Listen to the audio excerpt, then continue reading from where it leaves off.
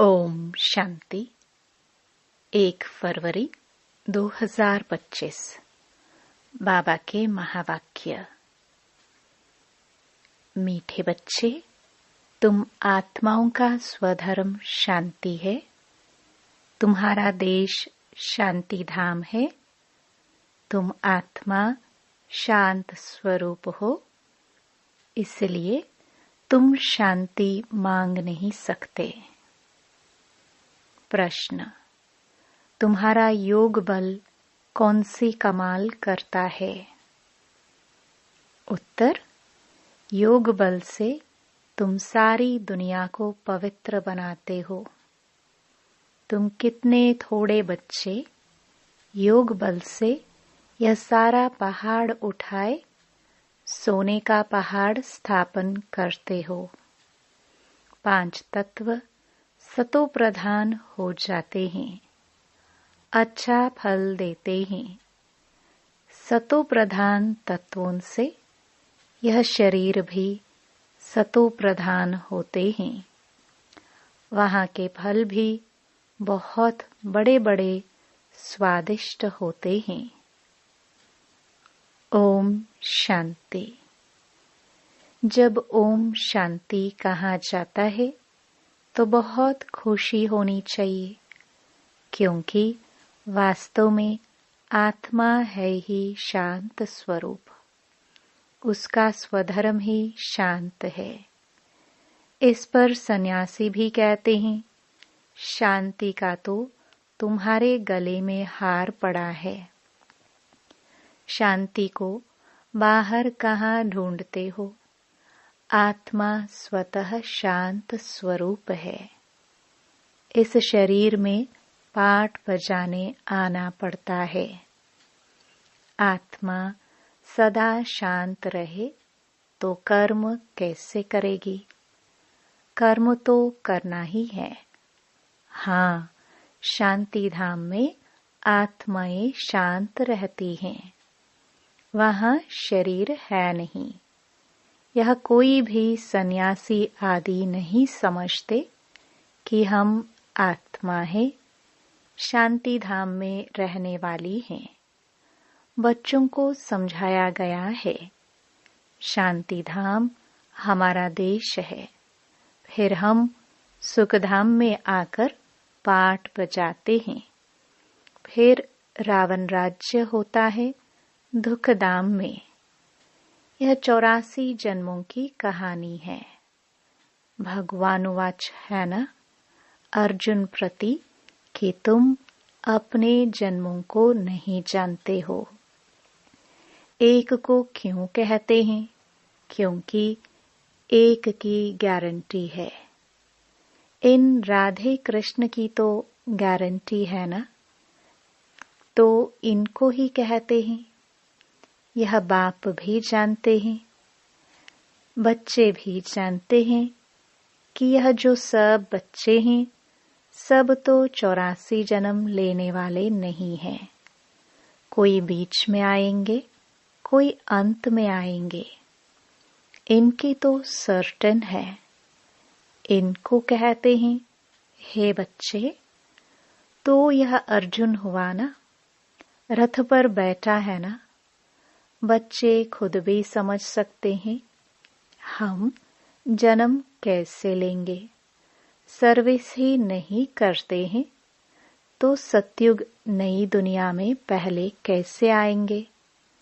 इनकी तकदीर कहाँ है?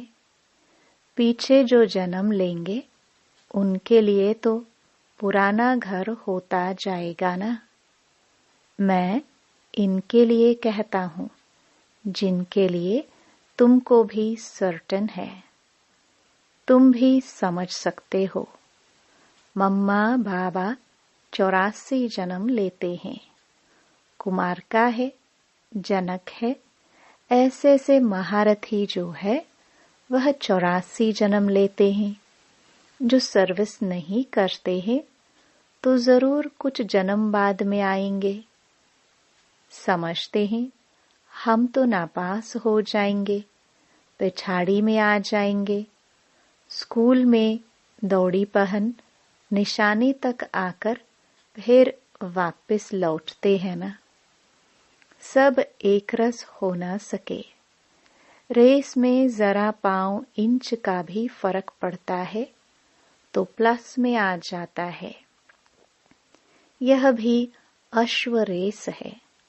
अश्व घोड़े को कहा जाता है, रथ को भी घोड़ा कहा जाता है।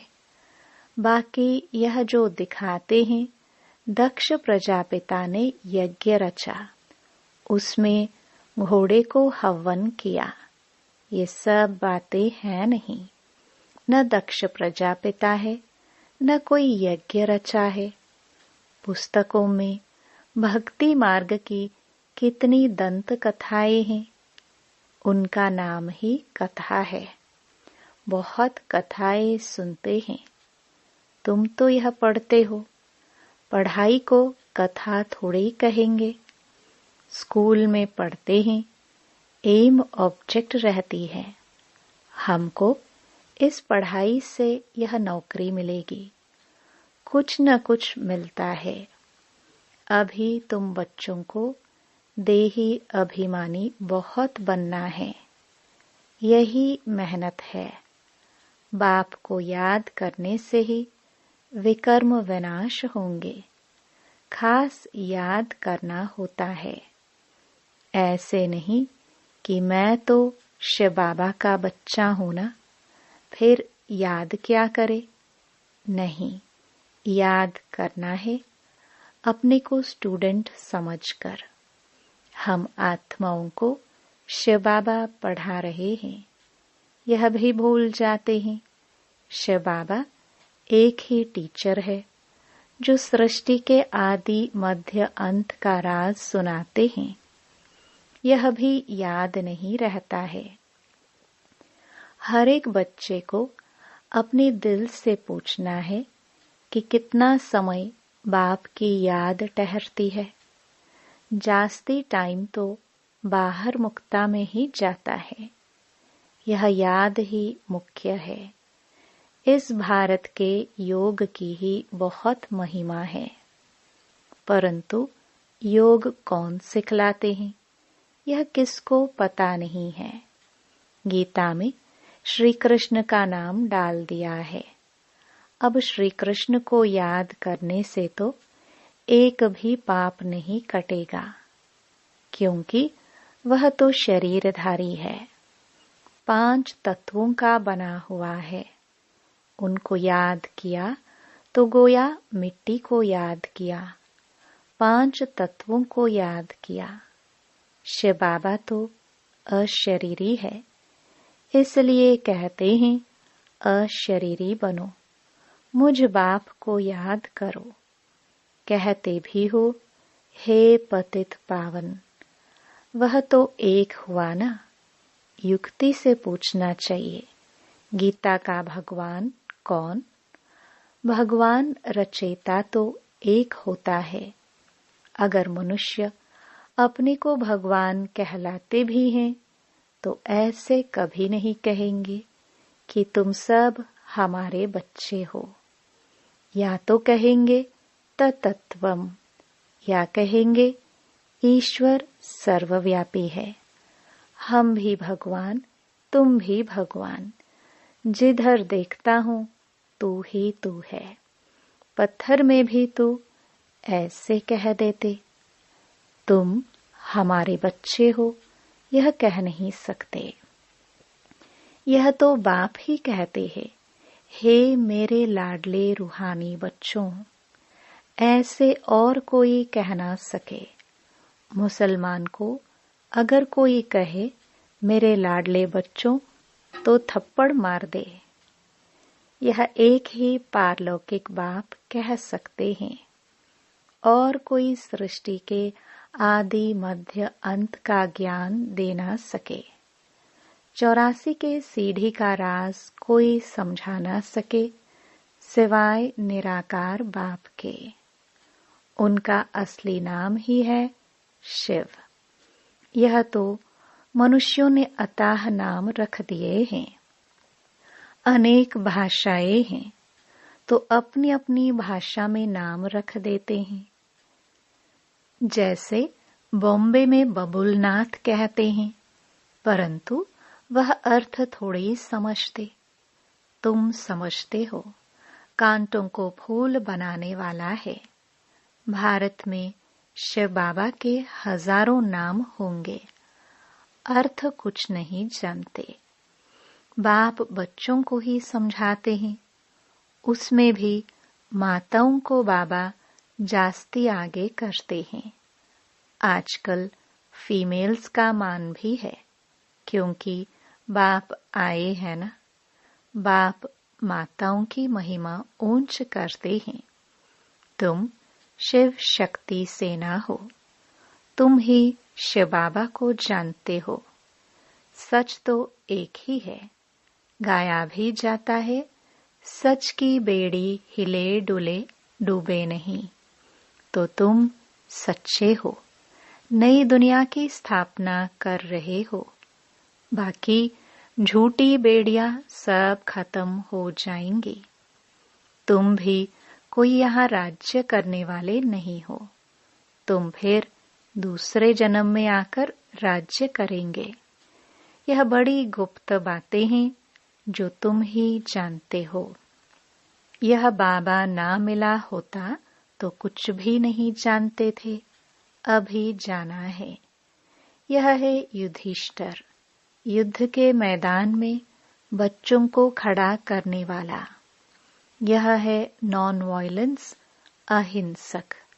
मनुष्य हिंसा समझ लेते हैं मारामारी को। बाप कहते हैं, पहली मुख्य हिंसा तो काम कटारी की है। इसलिए काम महाशत्रु कहाँ है, इन पर ही विजयी पानी है। मूल बात है ही काम विकार की। पतित माना विकारी।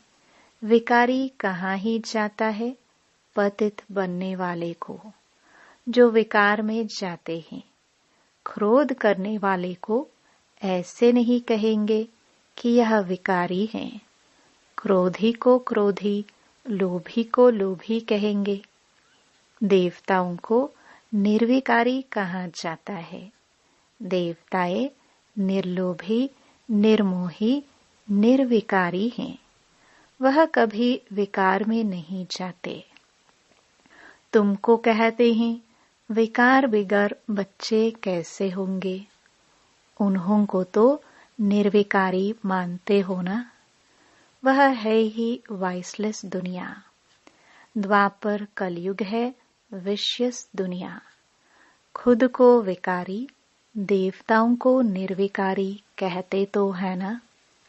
तुम जानते हो, हम भी विकारी थे, अब इन जैसा निर्विकारी बन रहे हैं। इन लक्ष्मी नारायण ने भी याद के बल से यह पद पाया है, फिर पा रहे हैं। हम ही देवी देवता थे। हमने कल्प पहले ऐसा राज्य पाया था, जो गवाया फिर हम पा रहे हैं। यही चिंतन बुद्धि में रहे तो भी खुशी रहेगी। परंतु माया यह स्मृति भुला देती है। बाबा जानते हैं, तुम स्थायी याद में रह नहीं सकेंगे। तुम बच्चे अडोल बन याद करते रहो तो जल्दी कर्मातीत अवस्था हो जाए और आत्मा वापस चली जाए। परंतु नहीं, पहले नंबर में तो यह जाने वाला है। फिर है शिव बाबा की बारात। शादी में माताएं मिट्टी के मटके में ज्योति जगाकर ले जाती है ना, यह निशानी है। शिव बाबा साजन तो सदा जागती ज्योत है। बाकी हमारी ज्योति जगाई है। यहाँ की बात फिर भक्ति मार्ग में ले गए हैं। तुम योग बल से अपनी ज्योति जगाते हो। योग से तुम पवित्र बनते हो। ज्ञान से धन मिलता है। पढ़ाई को सोर्स ऑफ इनकम कहा जाता है ना। योग बल से तुम खास भारत और आम सारे विश्व को पवित्र बनाते हो। इसमें कन्याएं बहुत अच्छी मददगार बन सकती हैं। सर्विस कर ऊंच पद पाना है। जीवन हीरे जैसा बनाना है, कम नहीं। गाया जाता है फॉलो फादर मदर, सी मदर फादर और अनन्य ब्रदर्स सिस्टर्स। तुम बच्चे प्रदर्शनी में भी समझा सकते हो कि तुमको 2 फादर हैं, लौकिक और पारलौकिक। इसमें बड़ा कौन? बड़ा तो जरूर बेहद का बाप हुआ ना। वर्षा उनसे मिलना चाहिए। अभी वर्षा दे रहे हैं, विश्व का मालिक बना रहे हैं। भगवान वाच तुमको राजयोग सिखाता हूँ, फिर तुम दूसरे जन्म में विश्व के मालिक बनेंगे। बाप कल्प कल्प भारत में आकर भारत को बहुत साहूकार बनाते हैं। तुम विश्व के मालिक बनते हो इस पढ़ाई से। उस पढ़ाई से क्या मिलेगा? यहाँ तो तुम हीरे जैसा बनते हो 21 जन्म लिए। उस पढ़ाई में रात दिन का फर्क है। यह तो बाप टीचर गुरु एक ही है। तो बाप का वर्षा, टीचर का वर्षा और गुरु का वर्षा सब देते हैं। अब बाप कहते हैं देह सहित सबको भूलना है। आप मुए, मर गई दुनिया। बाप के एडॉप्टेड बच्चे बने, बाकी किसको याद करेंगे? दूसरों को देखते हुए जैसे कि देखते नहीं। पाठ में भी आते हैं, परंतु बुद्धि में है अब हमको घर जाना है, फिर यहाँ आकर पाठ बजाना है। यह बुद्धि में रहे तो भी बहुत खुशी रहेगी। बच्चों को देह भान छोड़ देना चाहिए। यह पुरानी चीज यहाँ छोड़नी है, अब वापस जाना है। नाटक पूरा होता है। पुरानी सृष्टि को आग लग रही है। अंधे की औलाद अंधे अज्ञान नींद में सोए पड़े हैं। मनुष्य तो समझेंगे यह सोया हुआ मनुष्य दिखाया है, परंतु यह अज्ञान नींद की बात है जिससे तुम जगाते हो। ज्ञान अर्थात दिन है सतयुग, अज्ञान अर्थात रात है कलयुग। यह बड़ी समझने की बातें हैं। कन्या शादी करती है तो मात पिता सासू ससुर आदि भी याद आएगा, उनको भूलना पड़े। ऐसे भी युगल है जो सन्यासियों को दिखाते हैं। हम युगल बनकर कभी विकार में नहीं जाते हैं। ज्ञान तलवार बीच में है। बाप का फरमान है पवित्र रहना है। देखो रमेश उषा है, कभी भी पतित नहीं बने हैं। यह डर है अगर हम पतित बने तो 21 जन्मों की राजाई खत्म हो जाएगी, देवाला मार देंगे। ऐसे कोई कोई फेल हो पड़ते हैं। गांधर्वी विवाह का नाम तो है ना। तुम जानते हो पवित्र रहने से पद बहुत ऊंच मिलेगा। 1 जन्म के लिए पवित्र बनना है। योग बल से कर्मेंद्रियों पर भी कंट्रोल आ जाता है। योग बल से तुम सारी दुनिया को पवित्र बनाते हो। तुम कितने थोड़े बच्चे योग बल से यह सारा पहाड़ उड़ाए सोने का पहाड़ स्थापन करते हो। मनुष्य थोड़े ही समझते हैं। वह तो गोवर्धन पर्वत पिछाड़ी परिक्रमा देते रहते हैं। यह तो बाप ही आकर सारी दुनिया को गोल्डन एज्ड बनाते हैं।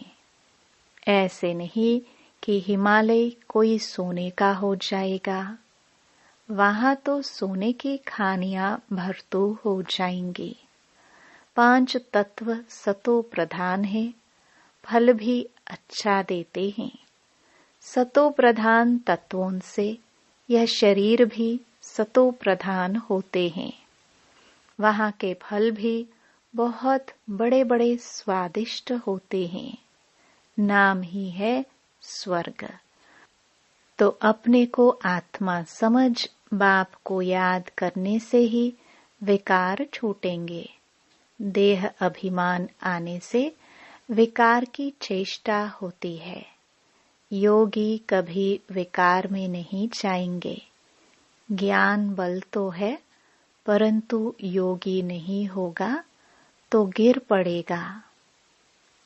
जैसे पूछा जाता है पुरुषार्थ बड़ा या प्रारब्ध, तो कहते हैं पुरुषार्थ बड़ा। वैसे इसमें कहेंगे योग बड़ा। योग से ही पतित से पावन बनते हैं। अब तुम बच्चे तो कहेंगे हम बेहद के बाप से पढ़ेंगे। मनुष्य से पढ़ने से क्या मिलेगा? मास में क्या कमाई होगी?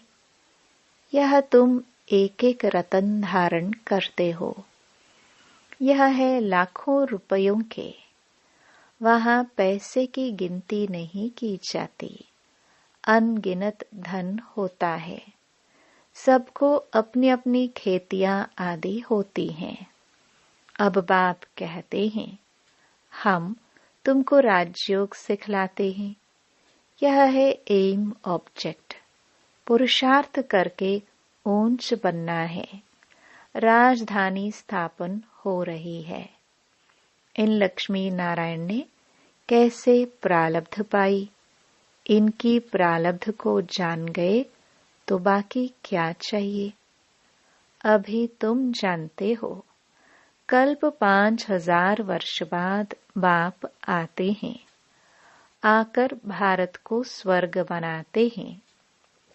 तो बच्चों को सर्विस करने का उमंग होना चाहिए। जब तक कोई को रास्ता नहीं बताया है, खाना नहीं खाएंगे। इतना उल्लास उमंग हो तब ऊंच पद पा सकते हैं।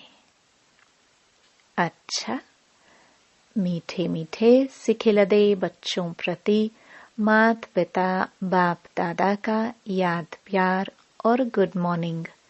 रूहानी बाप की रूहानी बच्चों को नमस्ते। धारणा के लिए मुख्य सार। पहला, ईश्वरीय सर्विस कर अपना जीवन 21 जन्मों के लिए हीरे जैसा बनाना है। माता पिता और अनन्य भाई बहनों को ही फॉलो करना है। दूसरा, कर्मातीत अवस्था बनाने के लिए देह सहित सबको भूलना है। अपनी याद अडोल और स्थायी बनानी है। देवताओं जैसा निर्लोभी, निर्मोही, निर्विकारी बनना है। वरदान। तड़फती हुई आत्माओं को 1 सेकंड में गति सद्गति देने वाले मास्टर दाता भव।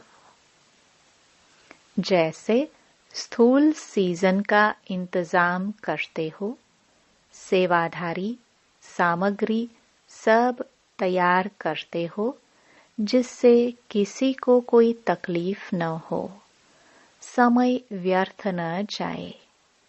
ऐसे ही अब सर्व आत्माओं की गति सद्गति करने की अंतिम सीजन आने वाली है।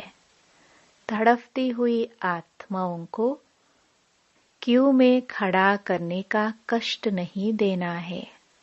आते जाए और लेते जाए, इसके लिए एवर रेडी बनो। पुरुषार्थी जीवन में रहने से ऊपर अब दातापन की स्थिति में रहो। हर संकल्प, हर सेकंड में मास्टर दाता बन करके चलो। स्लोगन: हजूर को बुद्धि में हाजिर रखो तो सर्व प्राप्तियां जी हजूर करेंगी। अव्यक्त इशारे: एकांत प्रिय बनो, एकता और एकाग्रता को अपनाओ। एकता के साथ एकांत प्रिय बनना है। एकांत प्रिय वह होगा जिनका अनेक तरफ से बुद्धि योग टूटा हुआ होगा और एक का ही प्रिय होगा। एक प्रिय होने कारण एक की ही याद में रह सकता। एकांत प्रिय अर्थात एक के सिवाय दूसरा ना कोई। सर्व संबंध, सर्व रसनाएं एक से लेने वाला ही एकांत प्रिय हो सकता है। ओम शांति।